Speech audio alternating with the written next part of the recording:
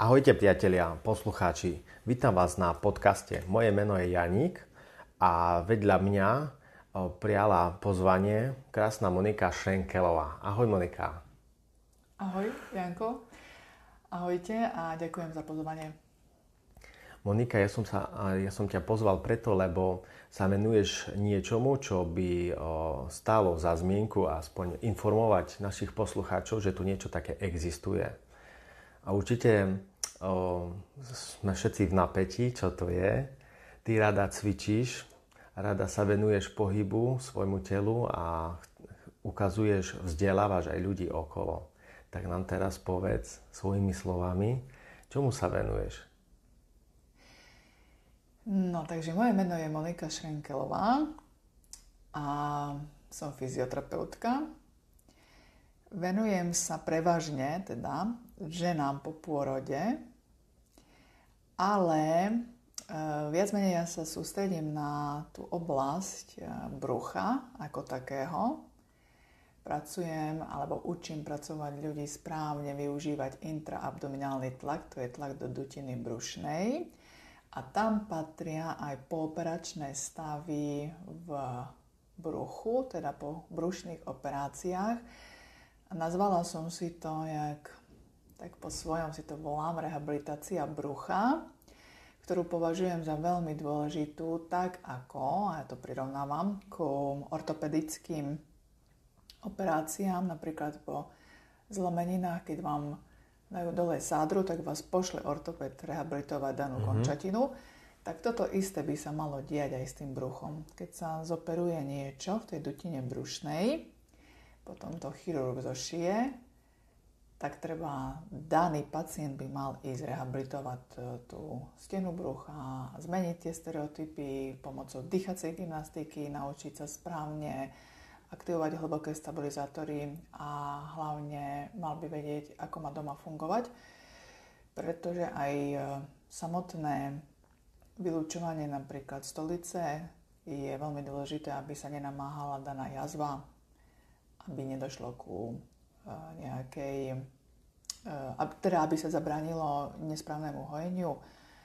A je toho akože pomerne dosť, čo by malo vedieť ten pacient. Čiže po operácii, respektíve po zranení alebo po zákroku, nie je všetkému koniec, ale naopak začiatok.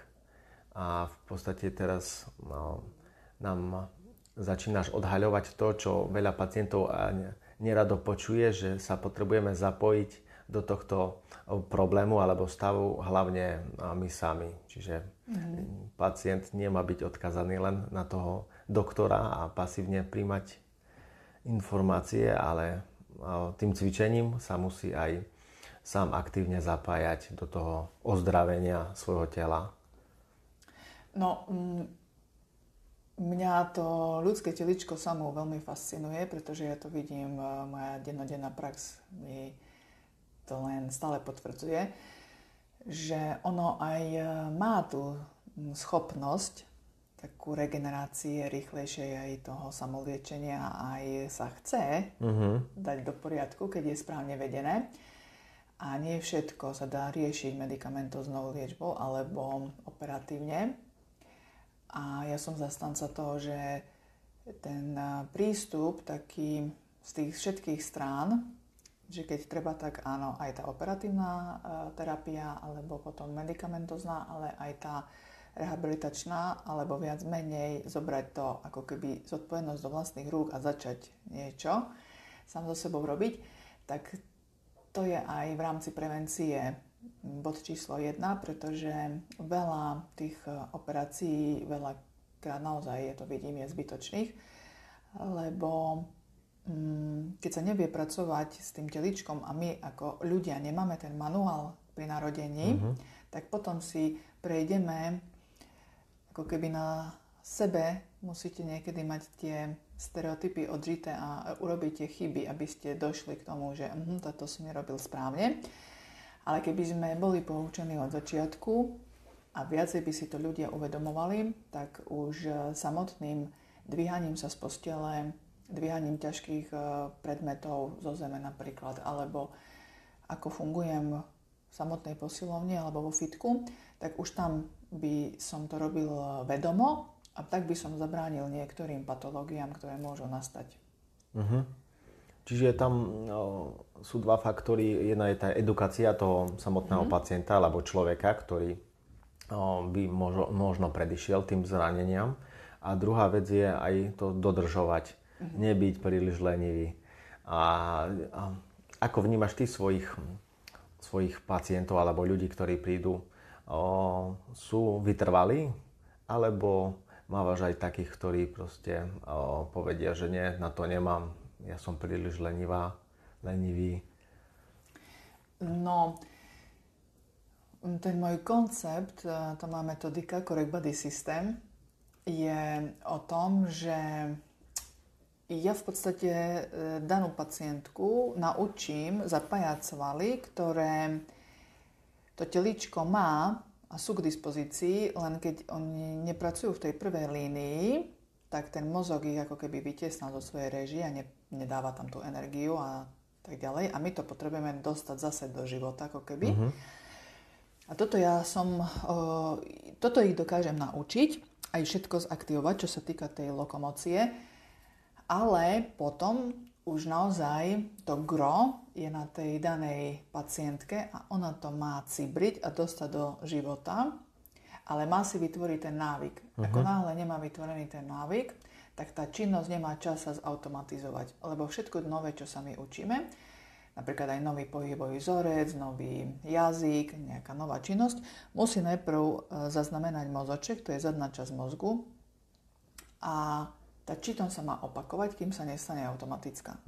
A už keď tá činnosť je automatizovaná nami, tak my to už nepovažujeme za niečo nové, ale už je to nami stotožnené. No a tam sa majú dostať tie ženičky, alebo napríklad aj športovci, ktorí majú na margo toho dosť veľa tých stereotypov pohybových a nie stále správnych, tak kým oni to nepojmú ako svoj stereotyp, tak dovtedy je to o tom, že nemajú ako keby vybudovaný ten návyk a ten návyk potrebujete dostať do seba.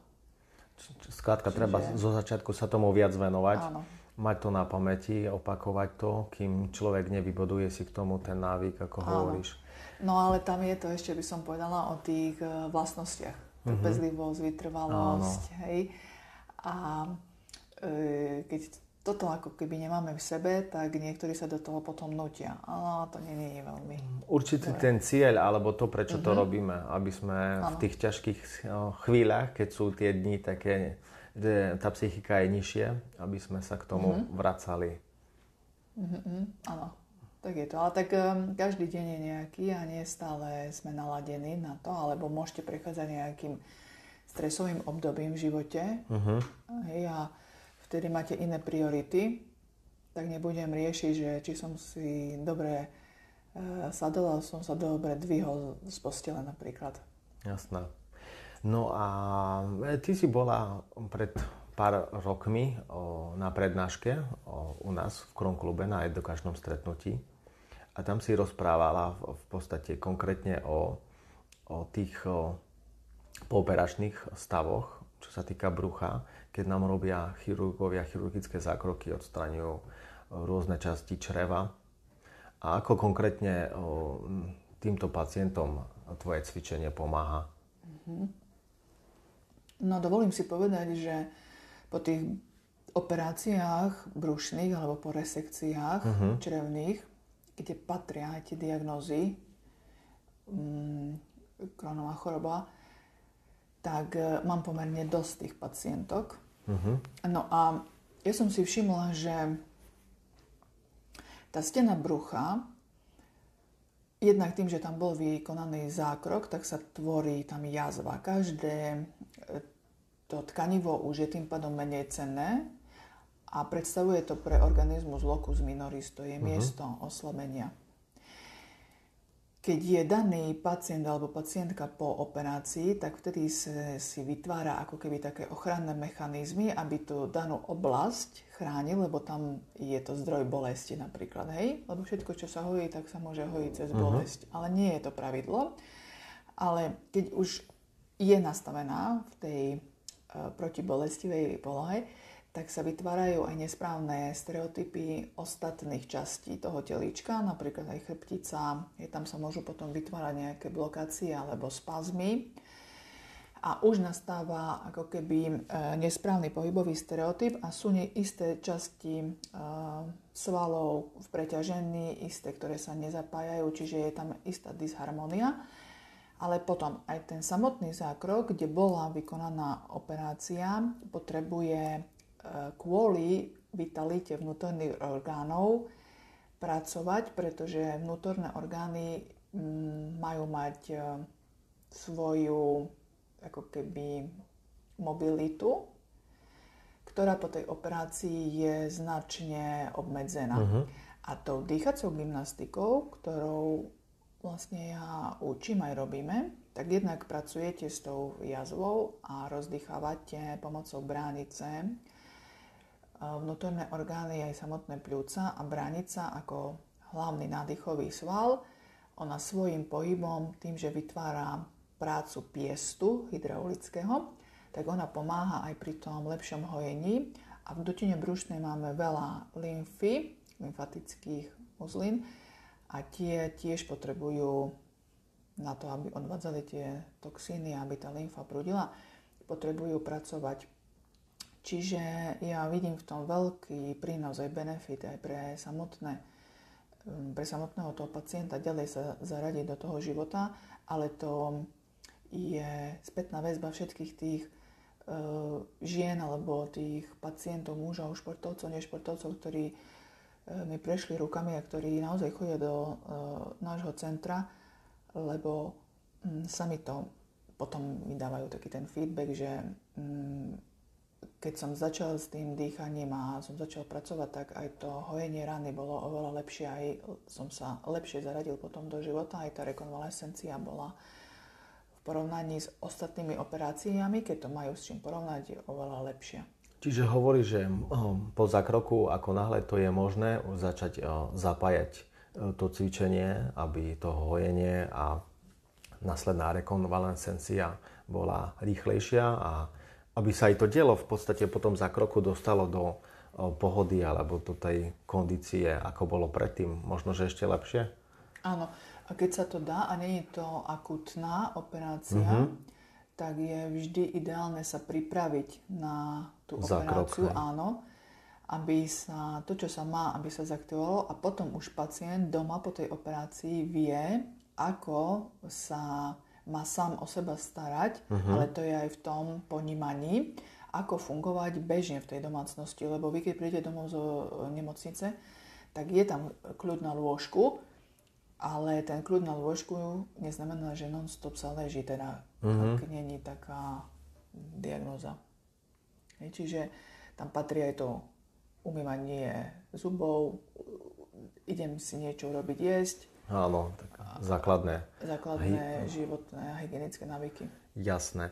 No ale ja ti poviem z vlastnej skúsenosti, keď som bol po operácii a chcel som už začať cvičiť alebo sa nejak hýbať a hneď keď som začal pociťovať nejakú bolesť, tak som radšej prestal, aby som si náhodou neublížil, či už vnútorne, hej.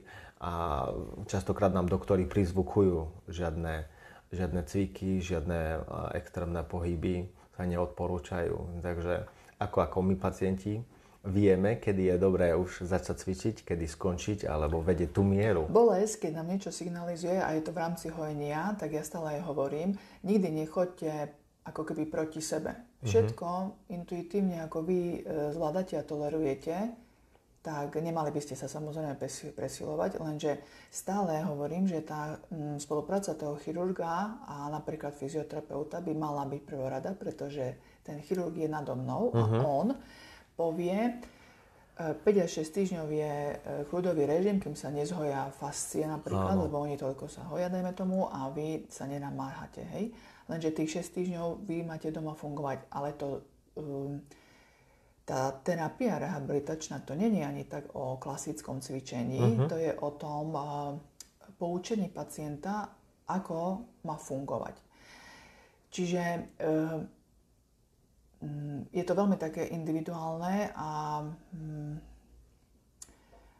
A aj keď prídu, a sú po rôznych tých operáciách brušných, kde napríklad patrí aj sekcia, pôrod teda cisárskym rezom, to je jedna veľká chirurgická operácia, tak samozrejme, že tá žena musí fungovať ďalej v domácnosti aj s tým bábätkom a riadi sa sama u seba, že nemá sa veľmi presilovať, kým sa nezhoja naozaj všetky tie štruktúry a potom by aj tak mala byť stále tá kontrola, dajme tomu u gynekologa, ale aj u chirurga, keď to bola nejaká brušná operácia. Čiže je to o tom, že počúvam sám seba, nejdem do presilenia a ak ma niečo bolí, tak si predýcham, dám si napríklad nejaký pozvolný režim, veď nebudete robiť prípravu na olympiádu, ale len v pohode som bez nejakej extra námahy. Áno, čiže by sme mali sa nacítiť a neísť za tú hranicu, kedy už je to veľmi nepríjemné, ale doprieť tomu telu nejaký pohyb nie je na škodu. Áno, no určite aspoň tie prechádzky vonku, to by sa dalo a s tým vedomým dýchaním. A pár tých cvikov aj kvôli končatinám, tá cievna gymnastika nikdy nie je na škodu. No, dobre, a pevne verím, že veľa z nás, ktorí to počúvate, chcú niečo robiť aj pre seba, začať nejaké cviky, ale mnoho z nás nevie, ktoré cviky nám prospievajú, ktoré nám škodia. Preto máš ty svoj program a učíš ľudí, hlavne ženy, keďže je to, každá žena chce mať sexy brúško. Kde ťa nájdeme, alebo ako v podstate vyučuješ, edukuješ ľudí, pacientov?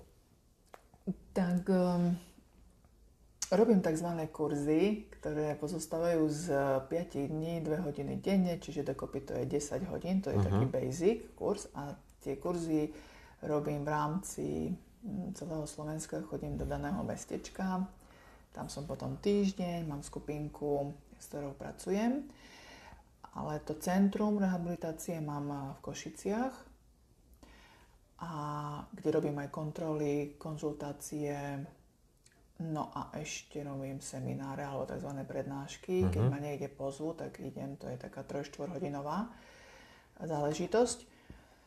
No a potom na svojej web stránke mám k dispozícii aj online kurzy 1 a 2, kde v 1 vysvetľujem aj anatómiu, lebo to je pre mňa trošku alfa a omega. K tomu všetkému, aby ľudia pochopili, ako je to v tom teličku poprepájané, aby nemali len nejaké cviky, ktoré nevedia, prečo sa robia. Áno. Lebo keď sa pochopí, že tento pohyb robím preto a zapojil sa taký a taký sval, tak to je 50% úspechu. Takže na tej web stránke, kde ma poznajú... Ako sa volá web stránka? Kde ma poznajú ako RehabWoman, čiže www.rehabwoman.com. A tak mám aj svoj Facebook, kde som celkom aktívna. No a telocvičňu máš tu v Košiciach, keďže si aj pochádza z Košic. A kde tú telocvičňu nájdeme? Je to na Gemerskej 3. Prízemie. A ja som tu, vážení posluchači, už párkrát bol cvičiť. Je to príjemné prostredie, ale hlavne musíte chcieť vy. A s tým, že len prísť nestačí, musíte aj v tom vytrvať. Lebo je fajn, keď tu človek príde a niečo zaujímavé sa dozvie, ale boj začína doma, keď vstanete a sa vám zrovna nechce, musíte si pripomenúť, prečo to robíte. A treba v tom vydržať. Áno, tak je to. Monika sa smeje, lebo určite mala nie jedného človeka, ktorý sľuboval aj hory doly, že príde a nakoniec sa neozval. Mne sa len... Nie, toto sa mi nestalo, ale mi sa páči, keď povie, že boj začína doma. Áno, lebo častokrát ja to tak beriem, že čokoľvek iné by som robil, ako ísť cvičiť, ale viem, že to je jediná cesta, ako tomu telu dať tú energiu alebo pomôcť. No ale dovolím si povedať, že keď príde ženička alebo dobre, dajme tomu aj športovci napríklad. Hokejisti, futbalisti, ako si spomínala. Áno, hokejisti, futbalisti dosť. Tak prídu a riešime nejaký problém. Keď sa nám podarí ten problém vyriešiť, a oni vlastne dodržiavali všetko tú terapiu aj v praxi, tak oni už potom nepoľavia, lebo vedia, že keď poľavím, tak zase som tam, kde som bol. Áno, a toto je také pre nich výkričník. Ale keď tu prídu len tak, napríklad ženičky, že sa ich pýtam, čo vlastne riešime, ona povie, že vadí toto brucho, ale nemá žiaden extra zdravotný problém, len ako keby estetika. Tak to nie je až taký dôvod niekedy dôležitý. Áno, ktorý ju prinúti sa tomu venovať. Lebo vlastne, dobre, nemusí ju bolieť ani nebolieť ju kríže, nemá nejak problém s únikom moču, nemá nejaké extra bolesti, tak si povie, že však nič mi není, tak nechce sa mi až tak cvičiť. Ale sú naozaj také vážne diagnózy, keď vedia aj povedia, že áno, som poľavila kvôli tomu a tomu a potom ja už cítim na sebe, takže sa musím stále tomu venovať. Áno, hlavne sú tie príznaky asi, ako hovoríš. A aj tá efektivita, že keď človek cvičí, tak vidí aj seba v zrkadle, že niečo sa deje, že to brúško sa upravuje, sťahuje napríklad, alebo aj tie zdravotné problémy, že sa poľavujú, ako si hovorila, to pánvové dno, inkontinencia. Presne tak, ďakujem. Únik moču. A ešte sú tam aj tie gastroenterologické problémy, ktoré sa týkajú hlavne nás. No a toto by som si dala povedať, že veľa tých príznakov v tom gastrointestinálnom trakte takto môžu poukazovať, dajme tomu napríklad bolí ma žalúdok, zle mi trávi, ide na dané vyšetrenie, gastroenterologické napríklad, a špecialista, lekár povie, že nič vám nie je, všetko je v poriadku, ale subjektívne ten pacient sa necíti dobre. Dokonca môže byť bolesť v chrbtici. Áno. A je to prepojené s tým vnútorným orgánom, alebo napríklad môže mať posťahované bráničné väzy. Ako náhle sa začne terapia fyzioterapeutická a sa povoľňuje, dostane sa vitalita k tomu vnútornému orgánu, tak prestane napríklad bolesť chrbtice a zlepší sa aj trávenie. Čiže keď už povie lekár, že všetko je v poriadku, stále treba mať na pamäti, že OK, nedám si tabletku, ale môže to byť niekde nejaká funkčná blokáda, ktorá zamedzí napríklad prekrvenie vnútorných orgánov, alebo to bude vystrieľať niekde pod lopatku.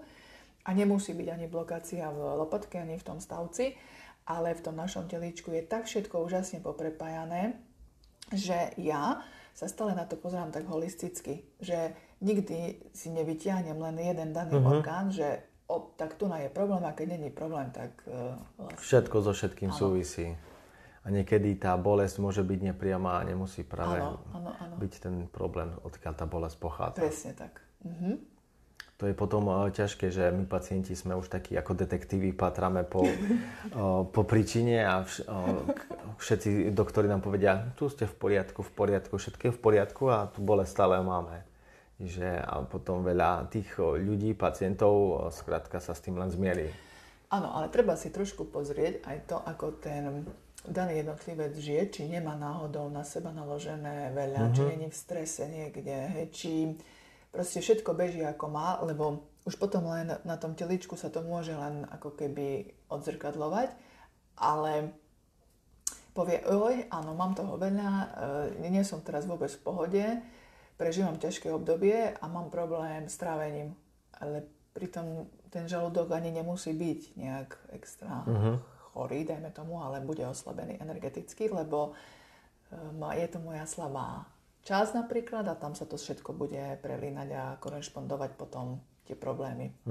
Čiže takto sa aj hovorí, nie napríklad na krčnú chrbticu, že keď si ľudia veľa naložia, tak potom ich bolí ten krk, áno. No a keď to tak patrame, lebo ten fyzioterapeut je tak trošku aj taký psychológ, lebo veľakrát môže byť, že naozaj tá príčina nemusí byť ani na tom danom segmente, ale keď si to tak všetko rozpitvame, tak prídeme na to, že tak teraz tá daná mamička alebo ten pacient má toho naozaj veľa a už teličko zaplo blikačku. Áno, prestane vládať a snaží sa upozorniť človeka, že treba niečo robiť. A vtedy si väčšinou dáme tabletku a snažíme sa potlačiť tie vedľajšie príčiny, ale... Áno, a vypneme tie naše kontrolky, lebo si v podstate len na tej dráhe bolesti uľavíme, lebo tá bolesť už nás nebude otravovať, no ale nie je to vyriešené. Áno, je občas ťažké tie úlohy, ktoré si dávame na plecia, sa jednoducho ich zbaviť, respektíve nepridávať si ešte viac, ako máme. Takže ty stále hovoríš, že tvoje cvičenie je pre všetkých, pre športovcov a v podstate sa venuješ vo svojich seminároch alebo prednáškach väčšinou ženám. Ale ak je tu aj muž, ktorý ťa chce osloviť a nabere odvahu, tak uvítaš ho medzi seba? Alebo ako to máš? Aký je ten program, na koho je zameraný predovšetkým? No tak úplne na začiatku, keď som začala pracovať vlastne v tej fyzioterapii, tak moje meno sa tak úzko spája s slovíčkom diastáza. Áno. V podstate diastáza je tá jazva po operácii, Nie. Diastáza je rozostup tých svalov a fascií v takej stredovej čiare. Linea alba sa volá, to je kolagénová taká vlána, mäkká časť brucha. Mimochodom majú všetky cicavce. A tá diastáza je fyziologický dej, je to separácia tých svalov počas gravidity hlavne, kedy tá stena brucha sa musí podať tej rastúcej maternici, keď tam rastie bábätko. Ale tú diastázu alebo to miesto oslabenia v tej stredovej línii môžu mať aj detičky, ale aj muži. Ale tým, že ja som sa začala najprv špecializovať ako keby na tú diastázu, tak aj moje meno sa spája väčšinou so ženami. Ale mojou praxou a tým, že ja som taká povahovo, také mám vlastnosti, že stále niečo skúmam a čítam a vzdelávam sa, mám viacej peňazí v odborných knihách ako v kozmetike, to doslova, tak som prišla na to, že v podstate nemôžem brať len tú diastázu tak nejak separátne, ale to brucho ako celú tú plochu. No a začali ma vyhľadávať aj tí športovci, ktorí majú aj tie problémy napríklad s trieslami, kde majú veľa tých herní, aj športová hernia sa tomu hovorí. Len tým, že ja mám aj v názve rehab meno, tak si ma tak nespájajú, že je tu aj pomoc pre mužov. Ale keby som to mala tak zhodnotiť už po tých XY rokoch praxe, tak v podstate sa venujem tomu bruchu a ten môj program je doslova taký manuál pre telíčko a mali by ho v podstate vedieť všetci. Aj ženy, aj muži. Čiže týmto pozývaš skrátka všetkých, kto má chuť zmeniť a zlepšiť svoje telo a dodať mu znovu energiu. Áno, ale by som chcela aj taký dôraz klásť viacej na tú fyzioterapiu, lebo možno, že je u veľa ľuďoch ten odbor fyzioterapia spojený napríklad s tým, že dobre, tak po ortopedických diagnózach, po neurochirurgických, neurologických, hej, ale po tých alebo urogynekologických ešte, tak tam ako keby bola taká trošku diera aj čo sa týka tej rehabilitácie, lebo naozaj po tých brušných operáciách má veľký význam sa tomu bruchu venovať. A toto by malo byť už potom zakomponované, ale aj v rámci tej pomoci zo strany napríklad lekárov. Áno. Že aby nedošlo k recidíve, keď sa spýta pacient, čo mám robiť, tak choďte a navštívte nejakého fyzioterapeuta. Hej, čiže tá edukácia ešte chýba, respektíve vidíš miesto, kde ju rozhodne treba zapojiť a vzdelávať tých pacientov. Áno. Terapia vnútorných predchádzali tým zraneniam, aj keď sa stalo, že na ten zákrok človek musel ísť, ale aby nemuseli znova. Aj to je dôležité spomenúť. Dobre, tak každý, kto má chuť, počuli ste, kde Moniku nájdete. Fyzicky je to v Košiciach v telocvični. Môžete prísť si zacvičiť, či už súkromne na hodiny, alebo sa zúčastniť nejakého semináru, ktorý Monika pravidelne uskutočňuje nielen v Košiciach, ale po celom Slovensku. Kde chodíš najviac? Chodila som dosť často aj do Prahy. 4 roky som chodila do Prahy, do Bratislavy každý mesiac. Potom, čo mám, Žilina, Banská Bystrica, Trenčín, Trnava, Nitra. Fíha. No, je to ozaj dosť. No. A stále málo. Stále málo. Stále chceš sa rozširovať a tú edukáciu, lebo vidíš v tom zmysel. Tak ja ti držím palce a želám ti veľa pacientov, ktorí ku tebe chodia opakovane a ktorí ti ukazujú tie pozitívne zmeny, ktoré si ich naučila a ktoré ti dodávajú tú energiu, ten zmysel, prečo to robíš. Ďakujem pekne a ešte by som povedala takú jednu vetičku, že brucho nemá byť len pekné, ale hlavne funkčné. Čiže starajme sa o to, aby sme mali funkčné brucha. Presne tak. Vážení poslucháči, toto bola Monika Šrenkelová a od mikrofónu sa s vami lúči Janík. Ahojte. Ahojte.